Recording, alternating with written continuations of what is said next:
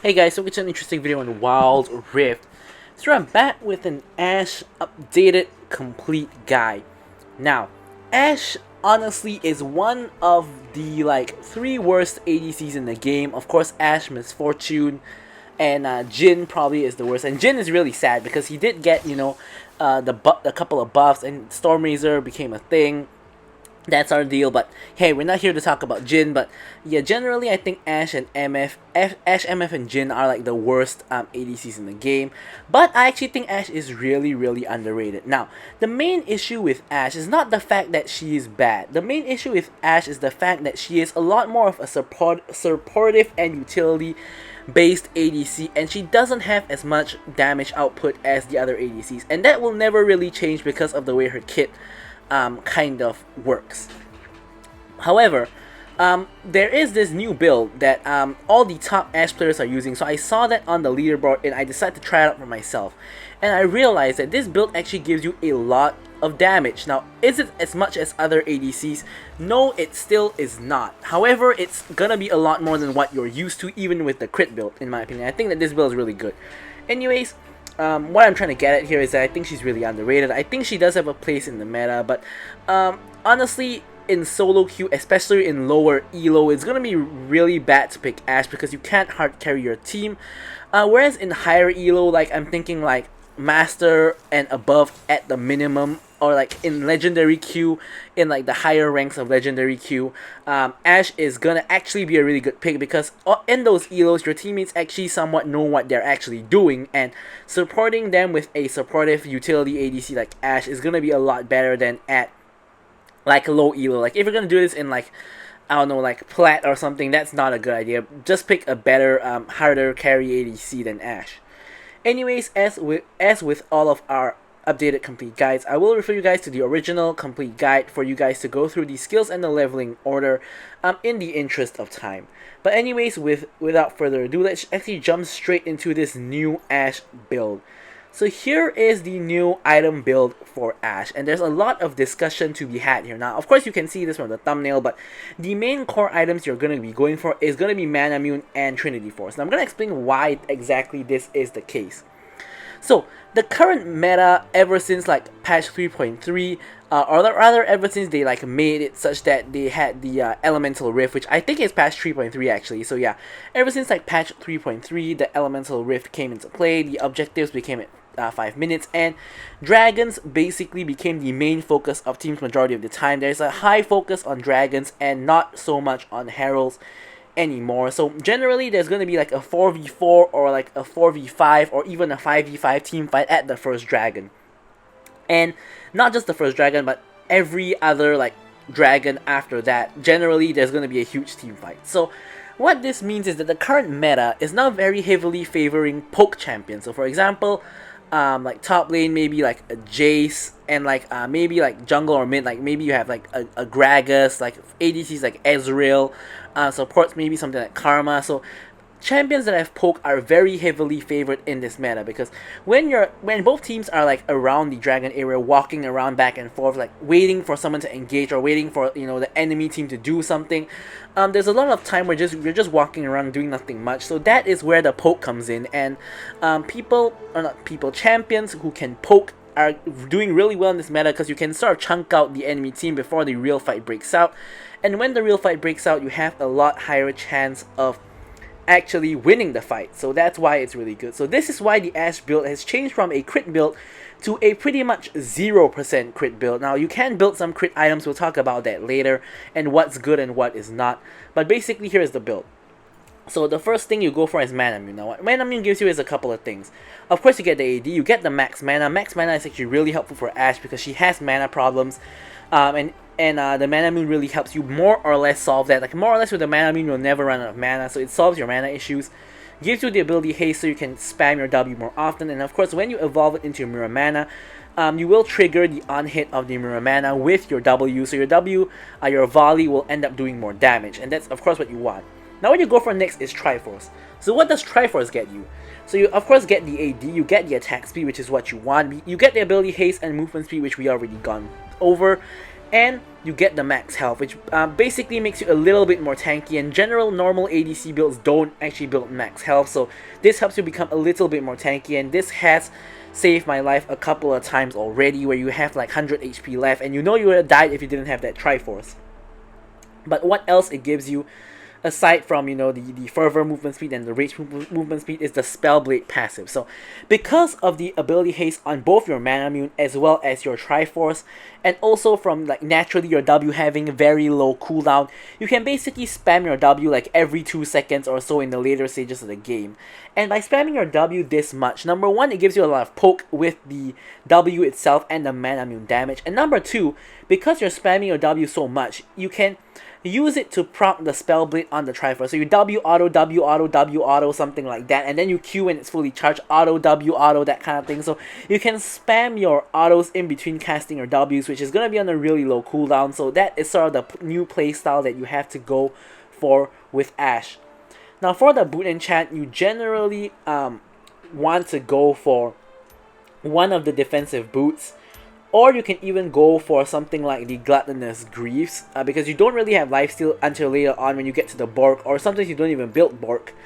And for the enchant, you go for Stasis majority of the time. Of course, you can also go for something like Proto Belt or QSS if you need it, but generally you go for Stasis. Alright, so now we're going to get into the more flexible part of the build. So you first you have your fourth, this is technically your third item, your Moral Reminder, and your last item. So the Moral Reminder is generally always going to be your second last item, unless you're playing into a very, very tanky team. Even if you play into a very, very tanky team, you just go for Bork first, because Bork does shred tanks. But you generally go for Moral Reminder as your second last item, and you go for a like question mark last item, which we can go through. So the default thing you build here is going to be Bork. But if you're playing into a squishy team, you may not want to go for Bork because it's not going to give you as much value. You might want to go for something else, which we'll go over later. Then you go for Moral Reminder, whatever it is, because you do need the Armored Penetration as well as the, of course, Healing Reduction. You can, of course, go for Moral Reminder earlier. And lastly, you don't always need to go for GA, but if you're fat like I am in the gameplay you'll see later, you do want to get the GA, even though it's now more expensive compared to previous patches. Alright, so now what other items can you build? So the first item that you can still build is Runan's Hurricane. So Runan's Hurricane does allow you to proc on hit effects, which means you can actually proc the Spellblade effect on multiple targets. So Runan's Hurricane can be your last item, it can be your item over here. As I said, these two items are really, really flexible as to what you can build there. So the first one is Runan's Hurricane. The second item you can actually build is actually the Black Cleaver. So Black Cleaver actually gives you a lot more health, gives you more ability haste, more attack damage, and it also gives you that armor shred against targets, which of course will proc with your W and your auto attacks. And with your Q enhanced auto attack, you will actually instantly, well not instantly because that's like 5 arrows, I think you will almost fully proc the Black Cleaver instantly. So the only bad thing about this is that the rage stacks up with the Triforce, which kind of makes you lose a little bit of the gold value there, but that is still a viable option. Then we have the Wit's End, there we go. Then we have the Wit's End. So the Wit's End, of course, gives you attack speed, gives you magic resistance, and of course gives you the extra like health and magic damage on hit.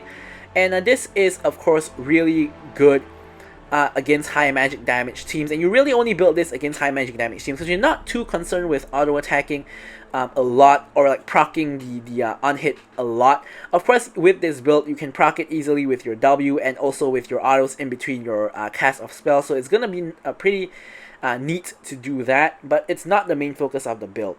And finally, we have the Solari Charge Blade. So Solari Charge Blade, what it gives you is it gives you attack speed, ability haste, and crit, all things that you like.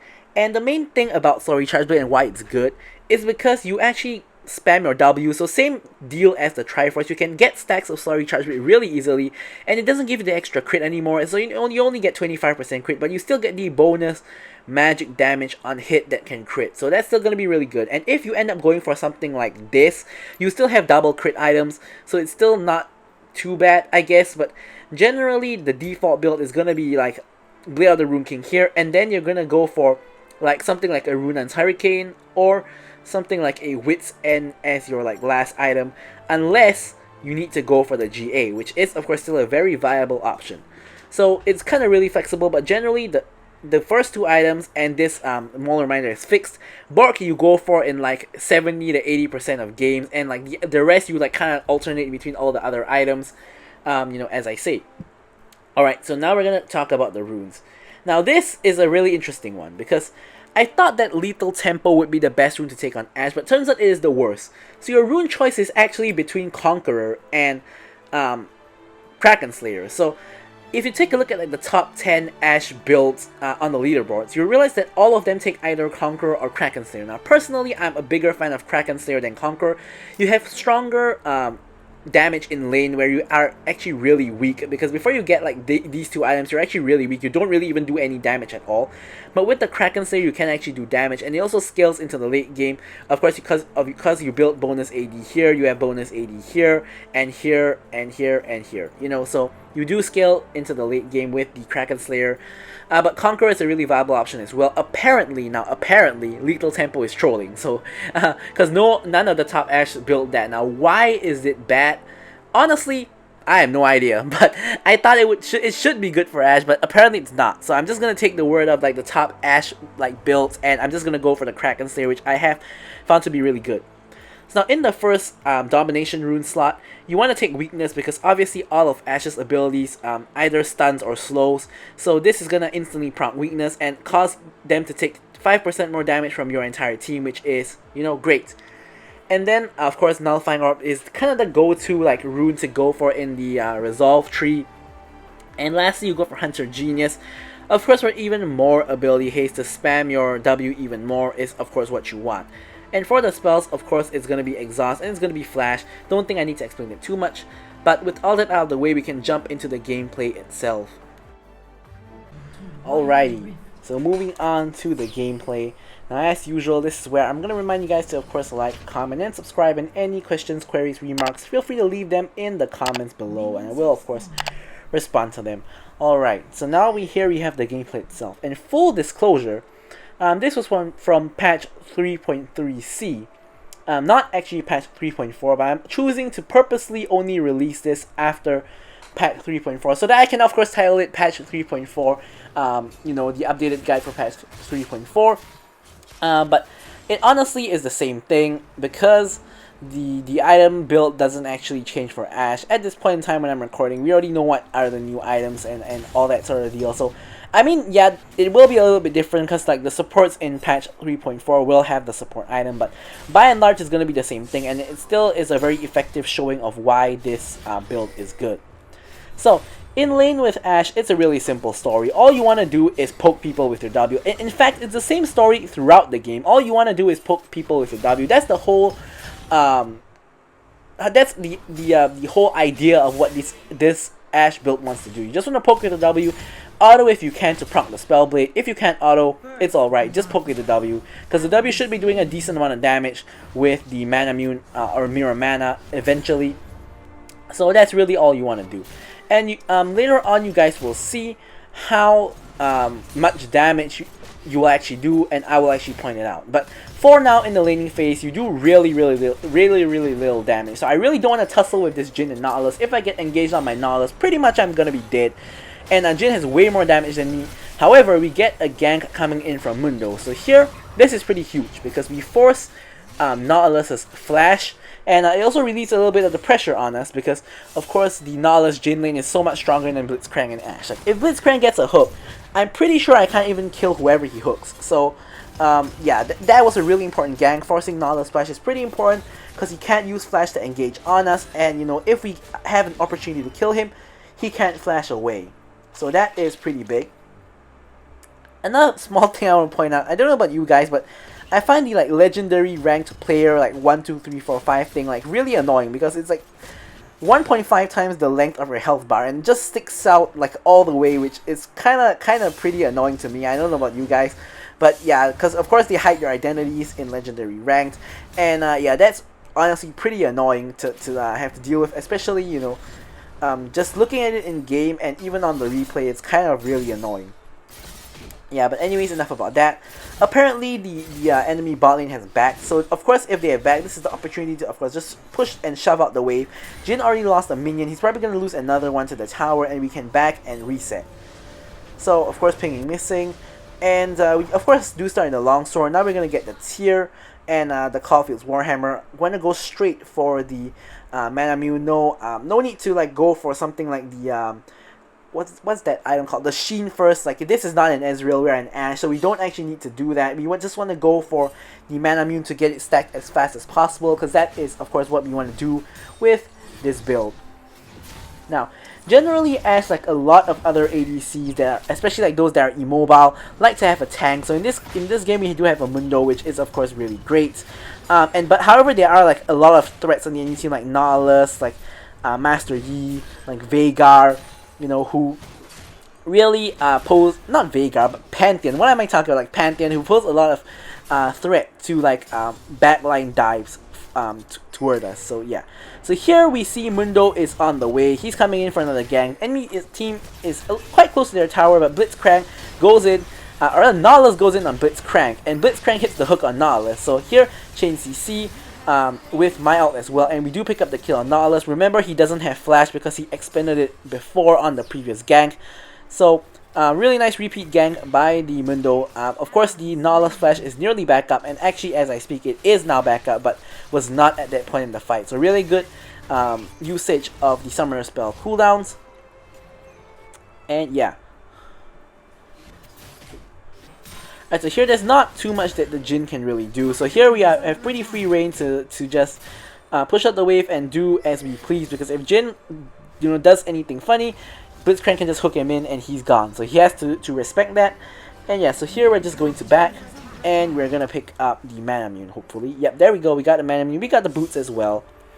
Alright, another thing I want to actually point out is that in this game, we actually managed to hard carry the game and win it for our team when we are super duper behind. So here you can already see my team is like 2+ K goal behind, and we're eventually gonna get to like I think 6 or 7 K goal behind of the enemy team, and we do eventually manage to claw it back. So this I think is a really good gameplay to actually demonstrate how Ashe really is not as bad as a lot of people thinks she is.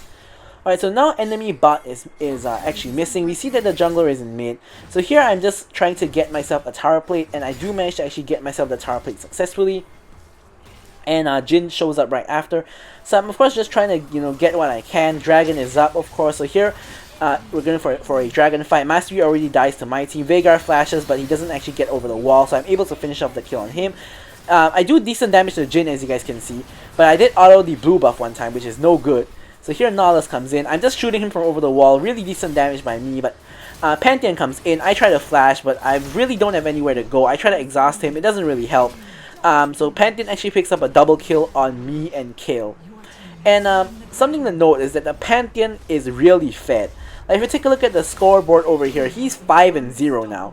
And that part of the reason is because he just got 3 kills there. But the other part of the reason is the Akali you guys can see here in the top lane kind of been feeding him. The Akali at the moment is 0-2-0. So the Pantheon is getting really ahead. Now he's 5-0 after that triple kill at the dragon fight. Now the only good news from that is that my team actually did manage to pick up the dragon. So we do actually get the dragon. Enemy team gets the Herald instead. Only 30 seconds left until the plates fall. So if they want to get plates with the Herald, they're going to have to do it quick. And they are going to try to do that in the mid lane. So you can see Master Yi and Veigar are in the mid lane. Pantheon is in the top lane. Rift Herald does come out in the mid lane. So here what I'm trying to do is I see Jin. But I do have the minion wave of all 4 minions. Actually, some have just died. I do know I can get another plate. So I do actually get another plate and I back off. Here I know that Jin has 4 shot, but I know that with the Kraken Slayer, I can actually out-damage him. And as you guys can see, I actually end up doing more damage to Jin than what he does to me. Now, of course, we have the Nautilus showing up. I do have to back off because I can't 2v1 against them. But yeah, you do see that now my damage is actually pretty decent. So here, Blitzcrank flashes over, pauses for a second, and then gets in the hook. And here I'm trying to blast the Nautilus. He's a really tanky boy. So I do take a little bit of time to finally get the kill onto the Nautilus. Mundo comes in as well as the kill. So we're going to go for a dive onto the Jin. Ignite comes down from the kill. And here we do get the kill onto the Jhin. However, Veigar is now in the picture, and he has put down his event horizon under the tower, leading to the deaths of both Kale and Dr. Mundo. Of course, Dr. Mundo did die to Master Yi. Now, Master Yi has his ult. He's running me down. I can't slow him. And I do get ulted by the Veigar, and I do die. I did exhaust the Master Yi instead of the Veigar because I thought that was the better exhaust target. But in retrospect, maybe it is the other way around considering he ulted me. So here you can see a great example of why Akali is feeding. She doesn't even manage to get the tower. She doesn't even manage to auto the tower the last time to get the tower. And she just dies straight up to the Pantheon, who's now 6-0-1. Akali in the meantime 0-3-0. So yeah, it's kind of a tough game. If you take a look at the goal difference now, we have a 6k goal difference between the two teams. So as I said, we are losing for the majority of the game. So this is a really prime example to demonstrate how Ashe can still carry her team, but we haven't really gotten to that point yet. And so of course you guys can see I'm using my E to of course check for where the enemies are, and you want to do that pretty often as Ashe. You don't want to spam your E like whenever you can, but you do want to use it, you know, when you want to check where the enemies are. A lot of people who play Ashe make use of her E way too little, and yeah, they pretty much just don't use their E at all. Now another like small bummer thing about this game is my cross-map arrows in this game are pretty trash. I'm not gonna lie to you guys, but the cross-map arrows are pretty trash this game. Some games I hit like all my cross-map arrows and I get a lot of kills for my team, but in this match, man oh man, I missed like majority of my cross-map arrows. But hey, you know, you miss 100% of the shots you don't take. And in terms of Ashe and her arrow, I think it's way better to launch long-range arrows because your stun duration is way longer and your team has a lot higher chance of getting the kill with that huge stun onto the enemy team. Now here I'm trying to launch my stun onto the Pantheon, but I miss him. No surprise there. Blitzcrank gets the hook though, and I do manage to come over, swoop in for the W, and I do get the kill onto the Pantheon, which is huge. I got 1.1k gold from that kill. That is huge. A huge bounty on the Pantheon. Of course, he was 7-0 just now. Now I just removed his bounty.